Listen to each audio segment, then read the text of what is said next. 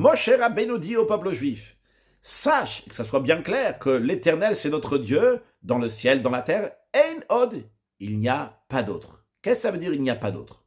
On pourrait croire que ça veut dire il n'y a pas d'autre Dieu. On pourrait croire que ça veut dire qu'il n'y a pas d'autres gouverneurs, des forces naturelles qui gèrent ma vie. L'Admour Azaka nous dit non, ce n'est pas ça l'explication. L'explication que Moshe Rabbeinu veut transmettre au peuple juif pour nous dire que ce monde-là qui a été créé par Dieu n'est pas encore quelque chose, juste que Dieu l'anime et lui donne sa vie. Ce n'est pas ça. Ce monde-là fait partie de la parole de Dieu. En d'autres mots, ne vois pas ce monde en tant qu'une existence en lui-même, mais habitue-toi à regarder ce monde qui a que la parole de Dieu qui le fait exister. Et si tu réalises ça, eh bien à ce moment-là, tu vas voir la providence divine. À ce moment-là, tu vas pas être en colère, tu vas pas être jaloux parce que tu vas savoir que tout ça, c'est Hachem qui est en train de gérer ce monde entier. Tous les détails qu'il y a dans ce monde font partie de la parole de Dieu. Ça veut dire Ein Od. Il n'y a rien d'autre. Il n'y a que la parole de Dieu.